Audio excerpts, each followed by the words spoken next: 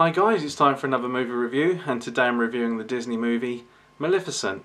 This is based on the Disney animated classic Sleeping Beauty, and I've been looking forward to this film as I really like that animated classic, and I also think that Maleficent, who is the villain in Sleeping Beauty, is definitely one of Disney's best villains, and I've been looking forward to seeing how well Angelina Jolie portrays the character. I have to say, the movie itself, overall I really enjoyed it in places. And there were certain other things that I wasn't too sure about. I'll go through the stuff that I really liked. It's visually stunning, it's beautiful to look at, the sceneries look fantastic, the CGI looks great, the CGI creatures look fantastic, the landscapes look wonderful. I really liked the Disney intro, that was very clever of them, and it just looks beautiful to look at. And I think there's a good reason for that, because if that didn't work, a lot of the film wouldn't work.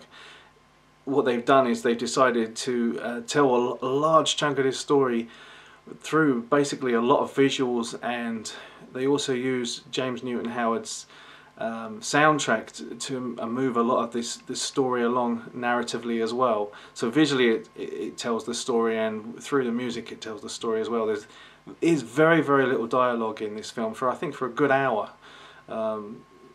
You know, it's more images and visual things that you see to tell the story. You hear like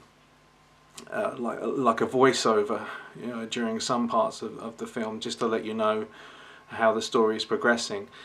Also, it starts with Maleficent as a young girl, and then it'll end with that scene, and then it'll move a few years later. Then you'll see some more scenes of where she is in her life, and then that scene will end, and then it'll move even more further into the future.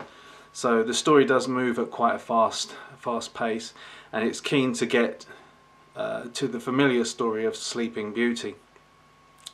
When the film with Angelina Jolie, with her character, I think she works best when she's more in familiar surroundings, like in the Sleeping Beauty scenes, where she turns up after Aurora's been born. She's absolutely fantastic in that scene, and I think she really relishes being very familiar to the character in the animated classic.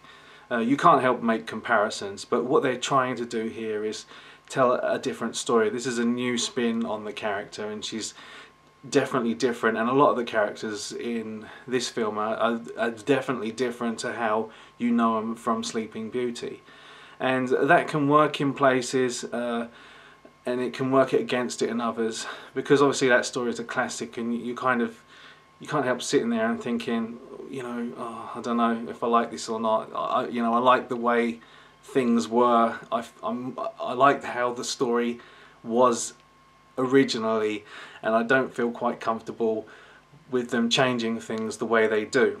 I did think that the three fairies that brought up Aurora were quite good. They were quite funny, and the young actress that played Aurora was pretty good. She was fairly interesting to watch. Other characters weren't really given enough to do to flesh out their characters a great deal. But Angelina Jolie definitely, you know, owns the film. It's definitely her vehicle, and she definitely does a good job of carrying most of it. Once you accept that, you know, hey, it's trying its best not to just to be a complete live action repeat of what we've seen before, and it's trying to do something different, and you appreciate it for that. I think you sort of you push it to the back of your mind, and then you start enjoying the film again. It's kind of in the middle when you're sitting there and you're watching it and you're thinking, oh, this ain't quite right, I'm not sure how I feel, and then you sort of get comfortable with it, and then you start to enjoy it again. That's how it all felt for me anyway. And at the end, the story line, sort of the way it pans out, was a bit predictable for me. Even though it was different to how we'd known it before, I still sort of guessed what was going to happen, and there are even things that are in this film that were kind of familiar to other Disney films that have been out in the not so distant past. And that's how it felt for me, that I sort of knew what was coming around the corner, even though they were trying to change things up.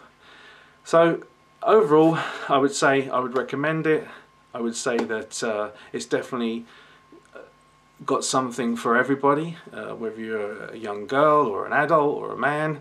I think there's definitely something in there for everyone to enjoy, and I think it's a good film, and I definitely would recommend you go and see it.